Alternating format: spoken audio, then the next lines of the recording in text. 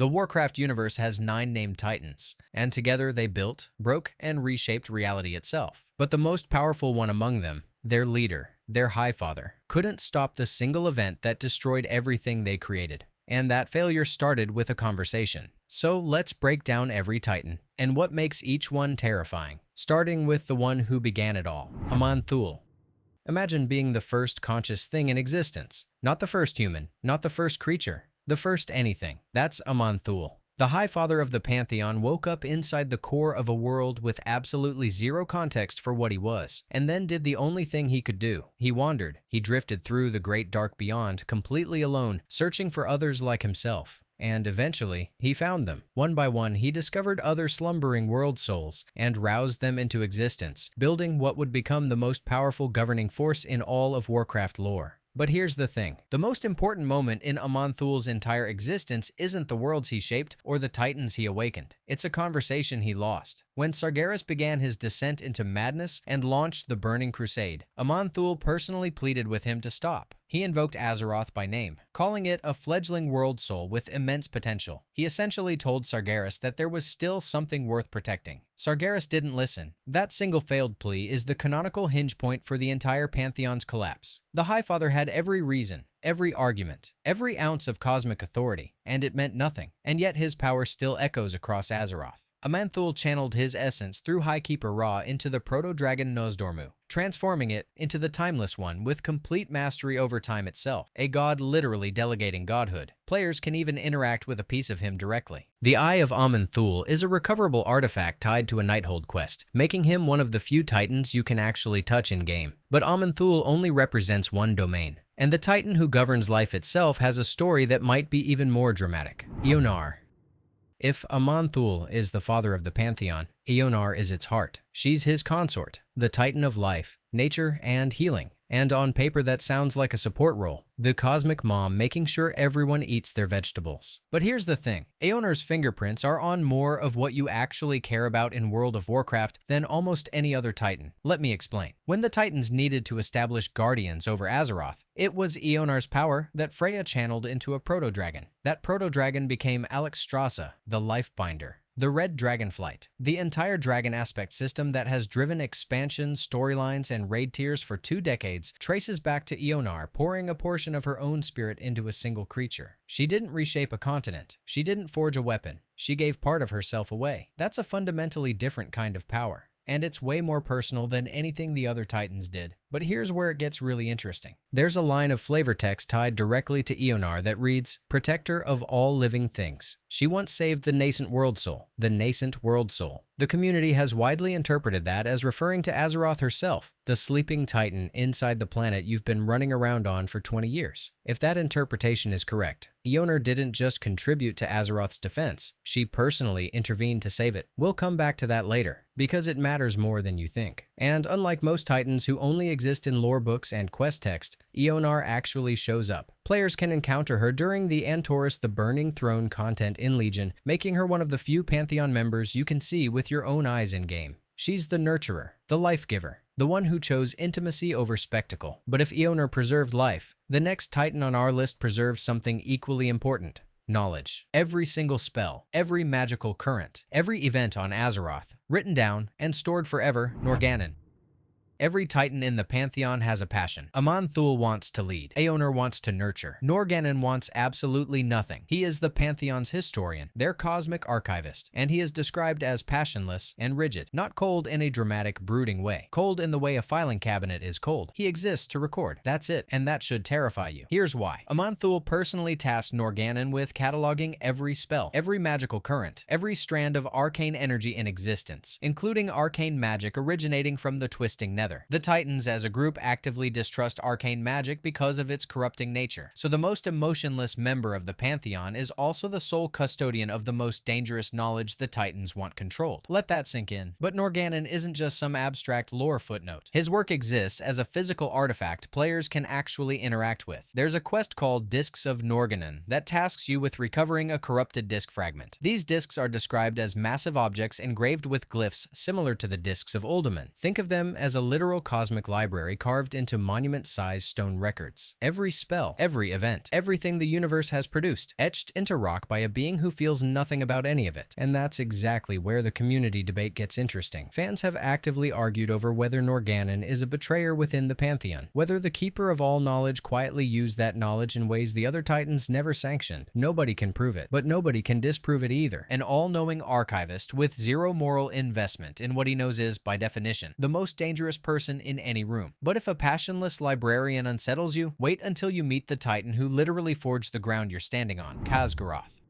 Every Titan we've talked about so far has dealt in abstractions: time, life, knowledge. Khaz'goroth is different. This is the Titan who picked up a hammer and built the world with his hands. He's the Pantheon's shaper of earth and stone, the cosmic blacksmith responsible for forging Azeroth's geology from the ground up. Mountain ranges, ocean floors, entire continents. All of it shaped by a single being swinging a hammer into raw planetary matter. And if that sounds like the most metal thing you've ever heard, that's because it is. But here's what makes Khaz'goroth more than just a cool concept. His work is still physically in the game. The Hammer of Khaz'goroth is one of the pillars of creation, literal tools the Titans use to forge ancient wonders and shape worlds. In Legion, players could actually interact with it as a quest artifact. You're not just reading about this Titan's legacy in a lore book, you're holding his equipment. And the thing about Khaz'goroth is that his influence didn't stop at geography. He's credited as the creator of the Titan-forged races, specifically the Earthen. If that name sounds familiar, it should, because the Earthen are the direct forerunners of the dwarves. Every dwarf player who's ever swung a pickaxe, explored a mountain, or felt that deep ancestral pull towards stone and craft, that lineage traces straight back to Khaz'goroth's forge. Think about that for a second. One Titan's creative impulse became an entire playable civilization that's been a cornerstone of Warcraft for over 2 decades. Aman'Thul gave orders. Eonar breathed life. Norgannon kept records. Khaz'goroth grabbed raw material and made something you can actually touch, fight as, and trace your character's bloodline to. He's the most physically tangible Titan in the entire Pantheon. And speaking of tangible, the next Titan shaped something you experience every single time you look up in Azeroth: Golganneth. After 2 Titans who shaped rock and recorded history, Golganneth is something completely different. This is the Titan of Storms, the Titan of Oceans, and visually, he might be the most terrifying member of the entire Pantheon. Golganneth is the son of Aman'Thul and Eonar, making him the child of the 2 most powerful Titans in existence. And he looks the part. He's depicted as a massive Aesir Titan wielding a giant horn, with lightning constantly flowing from his eyes, not flickering, not sparking, constantly streaming from his eyes like tears made of pure electricity. That image alone puts him in a different category than every other Titan we've talked about. But here's where his role gets interesting. Golganneth is credited with creating the skies and seas of Azeroth. Everything above your head and everything beneath the waves, that's his work. Some lore accounts place this act roughly 147,000 years before the events we know, though that specific number comes from secondary sources rather than the chronicle directly. Either way, the scope is staggering. He didn't just fill the oceans with water, he populated them with living creatures. Every fish, every leviathan, every deep-sea horror lurking in the trenches of Azeroth traces back to Golganneth bellowing creation into existence through that horn. And he didn't stop there. Golganneth is the progenitor of the Sea Giants, an entire race built specifically to assist Khaz'goroth's Earthen in maintaining the ocean depths. Think about that for a second. 2 different Titans independently created 2 different races that were designed from the ground up to work together. The Earthen handle the stone and the foundations. The Sea Giants patrol everything below the surface. It's a system. A deliberate, coordinated system of planetary maintenance built across 2 Titan bloodlines. Khaz'goroth forged the bones of the world. Golganneth filled everything else. But if you think the Pantheon's warrior class starts and ends with creation, wait until you meet the Titan who was built for war. Agramar.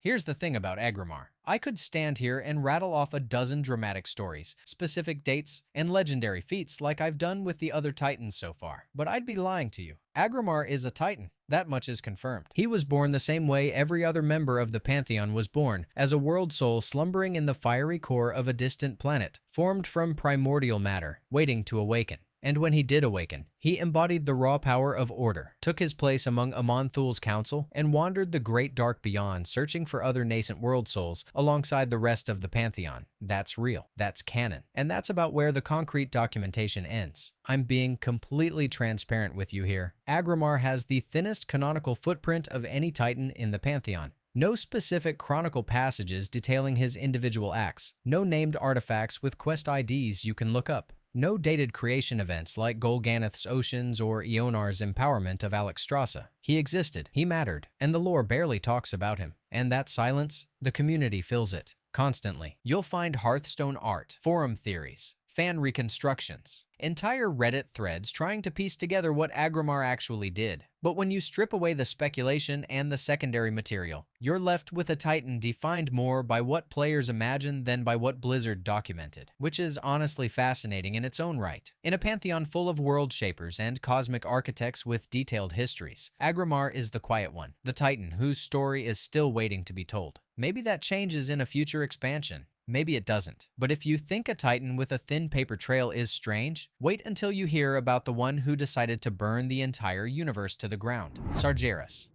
Every Titan we've talked about so far built something. They shaped worlds, filled oceans, forged continents, recorded history. Sargeras helped build all of it. And then he burned it down. Here's what makes Sargeras different from every other villain in Warcraft. He wasn't some outside force. He wasn't a demon that clawed his way into the pantheon. He was Aman'Thul's brother, family. The two of them worked side by side, creating countless worlds across the cosmos, raising vast races into existence together. When the pantheon was at its peak, Sargeras was one of its most powerful members, maybe the most powerful. And that's exactly why his betrayal broke everything. Because Sargeras didn't just leave. He didn't just disagree with the Pantheon's methods and walk away quietly. He launched the Burning Crusade, a campaign of annihilation that would consume 1,000,000 worlds and turn entire civilizations to ash. The Titans had always been cautious about arcane magic, distrusting it for its corrupting nature. Sargeras took that very force they feared and weaponized it on a scale none of them could have imagined. He built the Burning Legion, the single most destructive army the universe has ever seen, and he aimed it at everything the Pantheon had ever created. But here's the part that hits the hardest.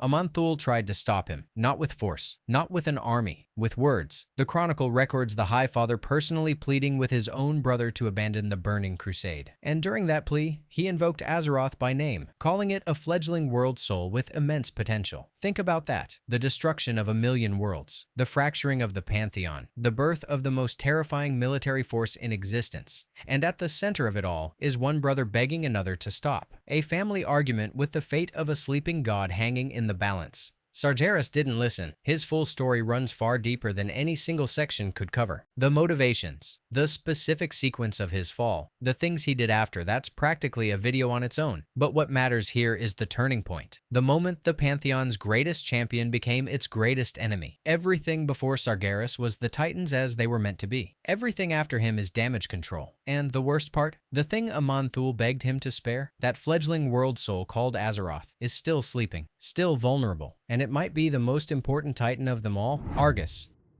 This one isn't a story about power, it's a story about loss. Argus was a world soul, just like Azeroth, a slumbering Titan, growing inside the core of a planet waiting to wake up, and it never got the chance. Instead of being nurtured, protected, guided toward awakening the way the Pantheon intended for world souls across the cosmos, Argus was consumed, corrupted, twisted into something unrecognizable. The planet itself became the staging ground for the Burning Legion, its surface scorched, its skies torn open, its very essence siphoned to fuel an endless war of annihilation. Let that sink in for a second. Every Titan we've talked about so far woke up. They stretched, they looked at the stars, they found purpose. Argus never opened its eyes. It was used before it ever had the chance to become what it was supposed to be. That's not a villain origin story. That's a tragedy. Here's where it gets heavy. By the time players actually reach Argus and Legion, there's nothing left to save. The world soul has been weaponized by the Legion, turned into a tool of death rather than creation. And the Pantheon, the same Titans we've spent this entire video talking about, they know it. Ionar is present during the Antorus campaign. The spirits of the Pantheon rally for what amounts to their final act as a unified body. But there's no happy ending for Argus. The world soul is destroyed, sacrificed. Whatever spark of a Titan lived inside that planet is extinguished, so the Legion's cycle of resurrection can be broken. And the community feels this one deeply. Players widely treat Argus as a Titan in the same breath as Azeroth, because the parallel is impossible to ignore. Two world souls, two potential gods sleeping inside planets. One gets champions fighting to protect it across multiple expansions. The other gets drained, corrupted, and killed before it ever wakes up. That contrast is the entire point. Argus is the answer to a question nobody wanted to ask. What happens when a world soul falls? When nobody protects it? When the forces that should nurture it instead exploit it until there's nothing left? The answer is extinction, not of a person, of a god that never got to exist. exist. And if Argus is what failure looks like, then everything the players have ever done, every expansion, every world-ending threat they've fought back, has been in service of making sure the same thing doesn't happen to the one world soul that's still sleeping, Azeroth.